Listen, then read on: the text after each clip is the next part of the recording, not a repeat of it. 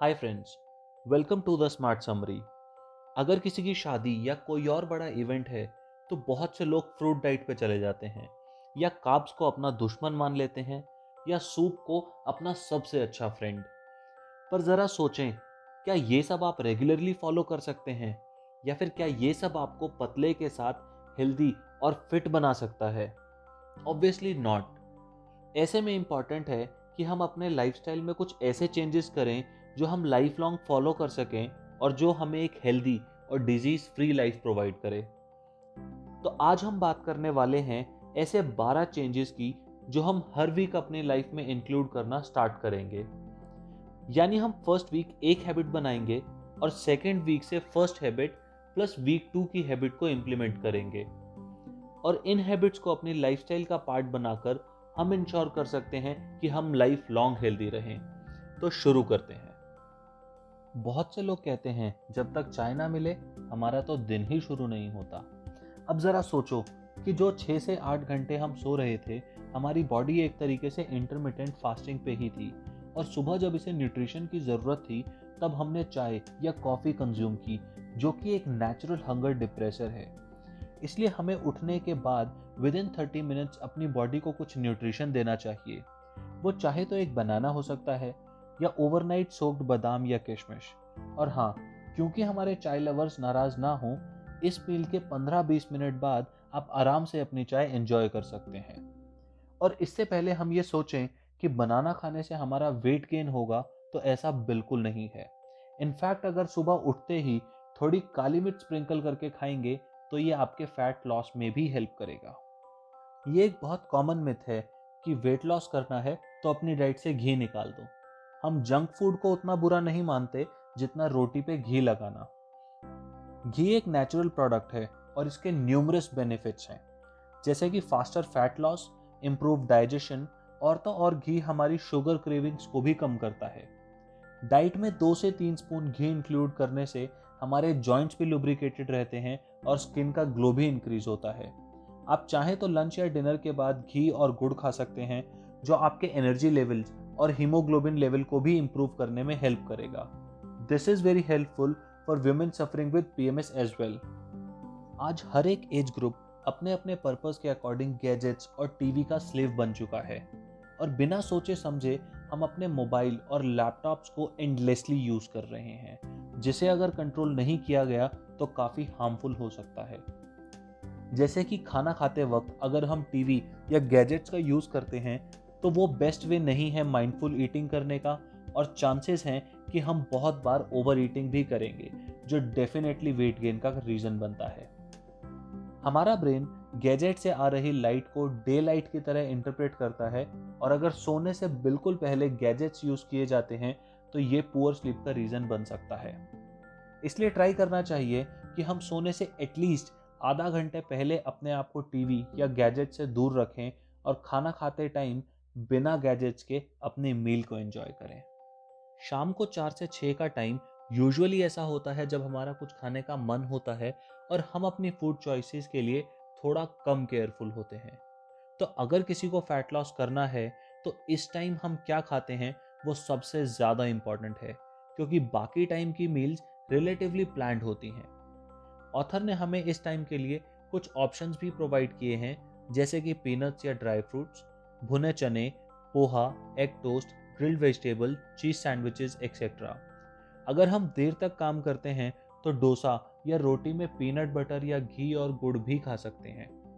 अगर हम इस विंडो में सिर्फ चाय पी के अपनी भूख खत्म कर देंगे तो नेचुरल है कि हम डिनर हैवी करेंगे, जो poor sleep, slow digestion, PCOD etcetera का कारण बन सकता है। इसलिए अपने इस मील को केयरफुली प्लान करें। आजकल की लाइफस्टाइल ऐसी हो गई है कि हम फिजिकली बहुत इनएक्टिव रहते हैं और इसलिए ज़रूरी है कि हम कुछ छोटे छोटे चेंजेस करके इसे इम्प्रूव करें।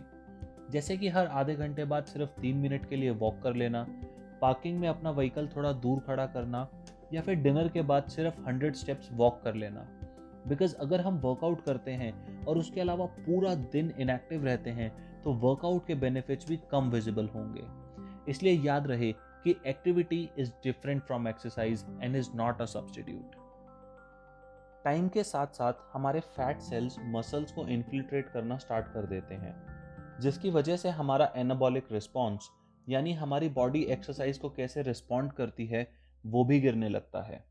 इसके अलावा हम 2 से 4 किलो मसल मास लूज करते हैं हर 10 साल की ड्यूरेशन में। इन सब को प्रिवेंट करने के लिए स्ट्रेंथ ट्रेनिंग बहुत ही हेल्पफुल होती है और इसलिए ये सबको करनी चाहिए, irrespective of age, gender and even if you are diabetic. इसके अलावा स्ट्रेंथ ट्रेनिंग के बहुत बेनिफिट्स हैं, जैसे डायबिटीज प्रिवेंशन, और अगर आप ऑलरेडी डायबिटिक हैं तो ये आपकी मेडिसिन कम करने में हेल्प करेगी। Regulates period cycles and make conception easy if you want a baby. Faster fat loss, क्योंकि जब आप स्ट्रेंथ ट्रेनिंग करते हैं तो आपकी बॉडी 36 से 48 आवर्स तक फैट बर्न करती है। Reduces blood pressure, reduces depressive thoughts and improves sleep. ये एक कॉमन मिथ है कि राइस खाने से फैट इंक्रीज होता है, लेकिन सच तो ये है कि ये इजी टू डाइजेस्ट होता है और इसके बहुत फायदे भी हैं, जैसे कि ये हमारे गट को स्ट्रॉन्ग करता है जिससे कॉन्स्टिपेशन नहीं होता, हमारी स्लीप क्वालिटी इंप्रूव होती है, लिवर को डिटॉक्स करता है और तो और एजिंग को स्लो करता है और हमारी स्किन और हेयर क्वालिटी भी इंप्रूव होती है। यही नहीं, राइस खाने से हमें फुल होने की फीलिंग जल्दी आती है और हम ओवर ईटिंग से बच जाते हैं। और हाँ, आप चाहें तो अपनी इस मील पे घी भी एंजॉय कर सकते हैं। ऑथर कहती हैं, a good life is where you are able to tell the difference between your need and greed. Life long healthy रहने के लिए ये बहुत ज़रूरी है कि हम राइट पोर्शन में खाएं और ओवर ईटिंग से बचें। आपने अक्सर बड़ों को कहते सुना होगा कि जितनी भूख है उससे एक रोटी कम ही खाएं। तो इस ओवर ईटिंग से बचने के लिए हम 3 स्टेप अप्रोच फॉलो कर सकते हैं।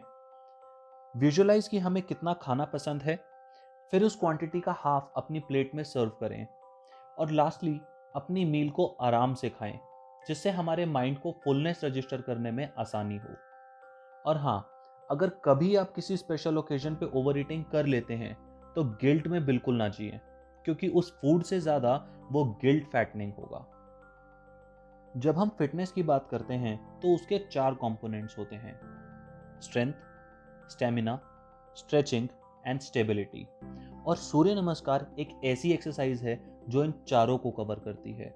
इनफैक्ट एंशिएंट इंडिया में 5 सूर्य नमस्कार करना बच्चों की डेली एक्टिविटी होती थी, similar to bathing and eating. Surya Namaskar के बेनिफिट्स भी न्यूमरस हैं, जैसे कि strong back, ageless skin, hormonal balances et cetera. इसकी करेक्ट अप्रोच समझने के लिए आप डिस्क्रिप्शन में दिए लिंक को यूज कर सकते हैं। हाइड्रेटेड रहना हमारी बॉडी की one of the most important requirement में से एक है, क्योंकि हमारी बॉडी में 60 to 70% तो सिर्फ वाटर ही है। अब ये करने के लिए हम शरबत या नेचुरल हाइड्रेशन ड्रिंक्स की हेल्प ले सकते हैं, जैसे कि नारियल पानी, छाछ, नींबू पानी, आंवला शरबत एक्सेट्रा। बहुत बार ऐसा होता है कि सब ठीक करने के बाद भी हम लो फील कर रहे होते हैं, और वो सिर्फ इसलिए क्योंकि हम प्रॉपरली हाइड्रेटेड नहीं होते। इसलिए make sure to stay hydrated. जब लाइफस्टाइल की बात होती है तो किचन से बड़ा कंट्रीब्यूटर कोई नहीं होता, और इसलिए ये 3 चेंजेस भी ज़रूरी हैं। जितना हो सके अपने किचन से प्लास्टिक को रिड्यूस करें, फिर चाहे वो स्टोर करने के लिए डब्बे हों, टिफ़िन हो या वाटर बॉटल्स।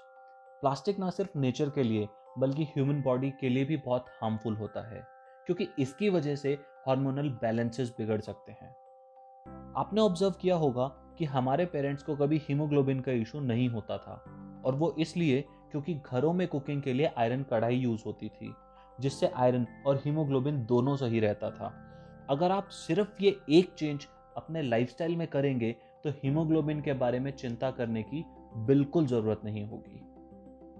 जब हम फूड माइक्रोवेव करते हैं तो उसके इंपॉर्टेंट न्यूट्रिएंट्स ब्रेक हो जाते हैं और हमें उस मील का पूरा बेनिफिट नहीं मिल पाता। इसलिए स्लो फ्लेम पे गर्म करें, ना कि माइक्रोवेव में। आजकल मार्केटिंग की वजह से बहुत लोग कुकिंग के लिए रिफाइंड ऑयल यूज करने लगे हैं, जो बिल्कुल यूजलेस है। इसलिए हमें कोल्ड प्रेस्ड या कच्ची घानी ऑयल्स यूज करने चाहिए, जैसे कि सरसों का तेल for north and north east India, मूंगफली या तिल for central and western India, and coconut for Kerala. Basically use traditional and local oils for cooking क्योंकि ये कम टेम्परेचर पे एक्सट्रैक्ट किए जाते हैं और इसमें सब न्यूट्रिएंट्स भी इंटैक्ट होते हैं। यूजुअली काजू को हम फैटनिंग बोल के अवॉइड कर देते हैं बिना उसके हेल्थ बेनिफिट्स को एड्रेस करें। सच तो ये है, ये उतना ही हेल्दी है जितना कि आलमंड्स। काजू मिनरल्स, अमीनो एसिड्स और विटामिन से भरपूर होता है। ये अमीनो एसिड्स सेरोटोनिन की प्रोडक्शन में हेल्प करते हैं, जिससे हमारी स्लीप क्वालिटी भी इम्प्रूव होती है और साथ ही साथ एक नेचुरल एंटी डिप्रेसेंट भी है। क्योंकि ये काफ़ी चेंजेस हैं एक लाइफस्टाइल में करने के लिए, इसलिए ऑथर ने सजेस्ट किया है कि 1 बाय 1 वीकली स्टार्ट करें और हमें अपनी हेल्थ में चेंजेस ज़रूर दिखेंगे। इनमें से कौन सी हैबिट आपके लाइफस्टाइल का पार्ट ऑलरेडी है और कौन सी आप चेंज करेंगे, मुझे कमेंट सेक्शन में ज़रूर बताएं। और जब कुछ टाइम बाद आप हेल्दी चेंजेस एक्सपीरियंस करें तो ये मेरे साथ इंस्टाग्राम पे शेयर करना ना भूलें।